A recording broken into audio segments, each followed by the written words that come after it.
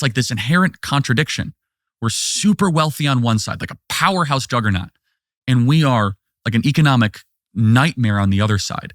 How did that happen? Answer: the wealth went to older people at the expense of the next generation. That's for sure. Every single economic growth decision of the last 30 years has been made. I am going to benefit. My baby boomer generation is going to benefit. And I don't care if it hurts young people. And I'm not anti-boomer. I get negative hate mail all the time because the boomers are super protective of their generation, as if I'm like attacking Presbyterians or something. They're repulsive. They've always been repulsive. I grew up in a world. I was born in 1969. The baby boom ended in 1965. So it was 65 or 64. Whatever. It was just the post-war generation, ended mid-60s. I'm not a boomer. Thank heaven. My father was not a boomer. He was born in 1941. Silent. Totally different attitudes, Silent. right? He was born before the Second World War, our entry into it. I was educated by them. They were my teachers. And they were the worst, the dumbest, most narcissistic, the shallowest. Every sentence had like 9 cliches in it. They were all at Woodstock. They remembered when Kennedy was shot. It was the day the music died. Like everything they said was like the Don McLean tune. It didn't make sense. It was just a series of evocative cliches strung together to create a feeling. They were idiots, but above all, they were about themselves. I hated them then. I hate them now. In 4th grade, I remember saying to a buddy of mine, I hate these people. Our math teacher just told us, I was at Woodstock. I was like, how many fucking people were at Woodstock? Like everyone in America was at Woodstock? I thought it was 300,000 people. They made it sound like it was, they're the worst. They're the ones who lecture us about the civil rights movement for 40 years as the actual supposed beneficiaries of the civil rights movement. Black people declined. They didn't care. They were only about feeling good about themselves. The only good thing they produced was like the music of 1972. Other than that, horrible people. Horrible. Sorry. Well, and so, yes. So I'm sorry. I grew up with them. That's okay. Everyone can email Tucker your hate mail when it comes to the disgusting. boomer hate. And by the way, if you are a baby boomer, take some responsibility for what you participated in. That is the kicker. That's what I will say. You guys have had it great.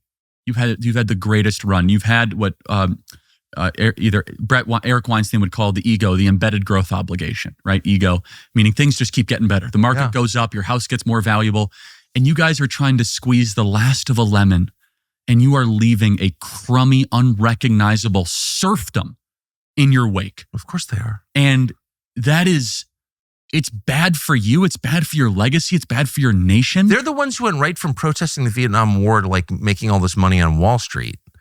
Remember Jerry Rubin was a yippie. I mean, this is before you were around, but John Kerry went from, the whole thing. It was all live action role playing rebellion. It's LARPing is what it was. I would just exclude anyone born between 1946 and 1964 from ever holding any office. And I know a lot of them, I'm sure they're nice people or whatever. We like Trump. But your generation, I forget. But you're just, the whole generation is just rotten. But let's extrapolate one part of it, which is that it's definitely that generation has not had a regard for leaving an economic. They don't care about anyone but themselves. That's the whole point. So if you employ that belief into fiscal policy and monetary policy, this is what you get. An intergenerational war. Yeah, their grandchildren who they don't care about. Yes, and so what I'm trying... Because they're on John's Island. And, or wherever they are, right? They're on John's Island, but whatever. Well, yeah, and amongst other places. No, I like John's Island. I'm just saying they're in retirement. Yes. And they're kind of psyched with what they have. And their stocks keep on going up. Yeah, and their grandson Dylan is like totally zoned out on prescription drugs and they don't really care. Right. Or if they are to impart some wisdom, it's, when I was your age, we worked 2 jobs and I was able to put myself through college and we worked really hard. And I'm telling you. Selfish people. There are lazy people in Gen Z, of course.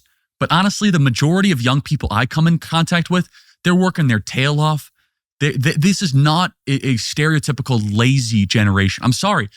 They're no lazier than some of the people I've seen in prior generations. But if you give young I will die on that hill. I'll defend this generation. I mean, but young girls, I've got a lot of them, they're always buzzing around doing something. They're just self-directed. But young men, I think, that's why everyone likes to hire women, because they're self-directed. You give them a task, they'll do the task. They're micro. 100%. Women and they're are the best amazing micro. at it. And look at what the scriptures tell us. And this is a very interesting thing. What did God say? He said, it's not good for man to be alone. Exactly. But he wasn't alone. He had God. What he was saying is that it's not good for man to be without a woman. Well, of course. And so it's not enough for man just to have God. And some people don't like this teaching, but it's true. Adam had God. He had a relationship with God.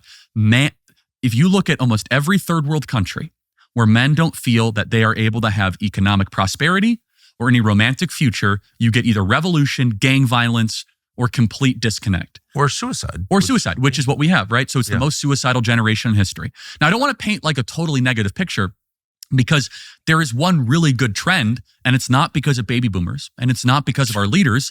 It's that I guess that. Well, no, it's young men are going back to church. That is legit. That's happening because honestly, it's the only thing that they can find. It's a life raft in this just tsunami of chaos and disorder. The recent threat of foreign wars has turned news coverage in this country away from what's happening in the United States, and we're certainly part of that. The downside, unfortunately, is that it plays into hands of the worst people. The establishment don't want you focused on the United States because that's a threat to their control. The more closely you look at what they're doing, the more angrier you're going to get, and they're getting rich off what's happening here. The health of everyday Americans is one of the issues that we ignore. More and more people seem exhausted, anxious, foggy, overweight. Testosterone tanking in men is one of the causes of that, and there are a lot of others as well. The medical system just shrugs this off and pushes, of course, more drugs. But that doesn't solve the problem. It hasn't. Joy and Blokes will. Their clinic delivers hand-guided, expert-guided care for hormone health, longevity, cutting-edge peptide therapy. You don't have to leave your house to get any of it. You pair that with their smart supplements, which are fully personalized and have over 3 billion combinations, and you get actual results with no gimmicks at all. Go to joyandblokes.com to get 20% off all their products and their therapies. They're also offering a free 15-minute health coach consultation for anyone who's got questions. Start feeling like yourself again, stronger, sharper, and built to last. joyandblokes.com/Tucker. Root cause medicine, the way healthcare really should be. So I get asked all the time, well, why are they going to the Catholic Church? Why are they going to Orthodox Church more than the Evangelical Church? And I'm evangelical. I'll say, well, first of all, they want something that has lasted. They want something that is ancient and that is beautiful, something that has stood the test of time, something that's not going to change, something that's all of a sudden not going to all of a sudden just flip around and have some sort of, transgender story hour. So that's a really positive trend in the midst of all this.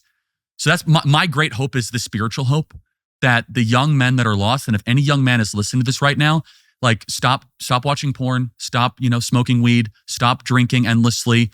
Find yourself back to church. That will reorient your life. I agree. And do what the church tells you to do, right? Find a woman, marry her, provide, have more kids than you can afford.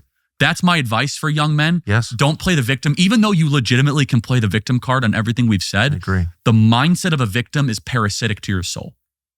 I completely agree. And you shouldn't whine.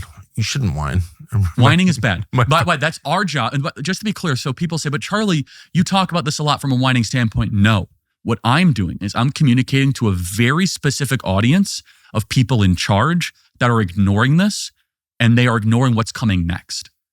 And that's the whole context of this conversation. So I agree with you. I mean, I really hope that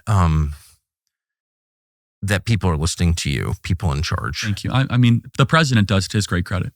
It seems obvious that everything you've said is true. And I just want to say for the 9th time, I really hope members of Congress will listen to what you're saying. Yeah. I think it's the most important thing right now because we are in the last stages of what we had and we're moving towards something new. This isn't working, and it's not working for the people it has to work for, which is the next generation. They're specifically the ones being hurt. And so they're going to be big changes, and people will be punished for what we're going through right now. There's no question about it, either from the right or from the left. And my concern is not preventing them from being punished. It's making sure the right people are punished. It feels to me like the greatest injustices are when we've solved the crime, but we executed the wrong guy. Right. And I just want to make certain that the predators are punished, the people taking advantage of desperate young people, the people who are getting rich from payday loans and from, buy now, pay later for your pizza schemes. Like those people should be crushed and not, hardworking people. How do you How do you make sure that punishment is allocated justly? Yeah, well, first, this is why the right needs to administer it, because we would pursue justice where the left would probably pursue revenge. Exactly. And revenge is bad. Exactly. Oh, so good. So, but first, secondly, I hope you're right. I hope that the people that are doing bad here, which is plenty, will be held accountable. But there's no guarantee. No one went to jail after 2008. And I think that was a stain on our nation.